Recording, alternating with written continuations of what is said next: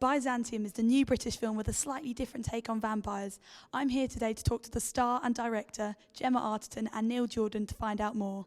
Hi Gemma, I'm Caroline from Film Club. It's lovely to meet you today.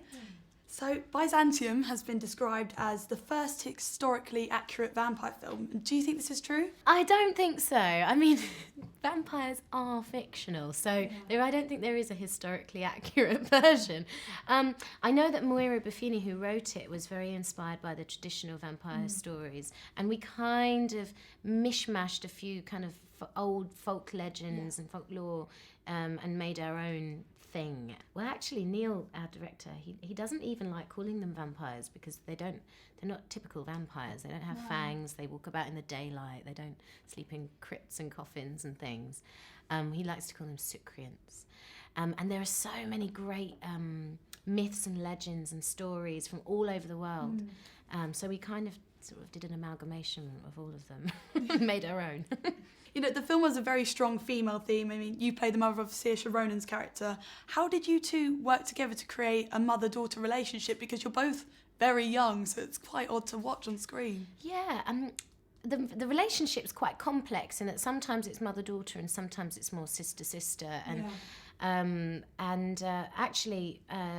Saoirse is very close to her mother and I'm very close to my sister and my mum. And so I think we kind of brought in our own experiences. Oh, there was no work involved at all, really. You know, they did it all themselves. I mean, and they're such good actors, and the parts were so kind of, the parts were so dynamically written. You know, that there was very little for me to do, really. You know, I took my fee under. Actually, I didn't get paid for the movie, but anyway, it's a pretense. The fact that I directed this film, I just stood there and watched and let it happen. You know. What is the process for getting into the mindset of a 200-year-old vampire? I mean, like you said, they're fictional, so how do you research and prepare for a role like that? You have to really think about what these people have been doing for 200 years. And so I came up with my own, did a lot of research into, prostitutes from that time, prostitution, and also I decided that maybe she was a singer in music halls, Victoria music halls, and a performer. And it was really actually very enjoyable, that whole really doing a lot of research, and I always love that the most. But then having said that, getting on set, my character was the active one. She's very proactive. She doesn't think about her past, actually. She erases it from her memory. Yeah. And so I was, whereas Saoirse's character is much more carrying it around with her. So actually, as much as I did all of that research, I only would allow a little bits to come through, like, singing songs or pieces of costume that maybe she'd carried around for 40 years, or and love things like that, very subtle. But it's very fascinating.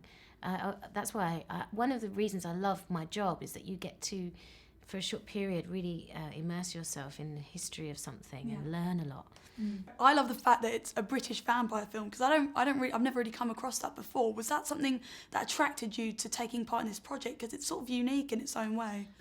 Didn't Britain write the rule book for vampire movies, didn't it?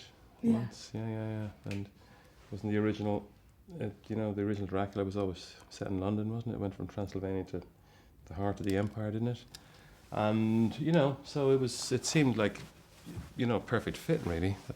These vampires are English, and the contemporary ones kind of could have wandered out of a Mike Leigh movie, and the period ones could have wandered out of, Pride and Prejudice or something like that. It seemed all to work, You're right. There haven't been many British vampire films, especially female-centric, and that was really. And I like anything that sort of pushes the genre and develops it somehow, or is saying something new, or is slightly risky. Yeah. And also I've always wanted to work with Neil. And you've had a very successful career in television and film. What would be your advice to young people like me that really want to get into the industry? Oh goodness, you have to just be passionate about it, because it's very. You get pulled in every which way, and there's so much out there, and you have to know what you want to say. Excellent. Well, thank you, Gemma, for talking to us today. Thank you.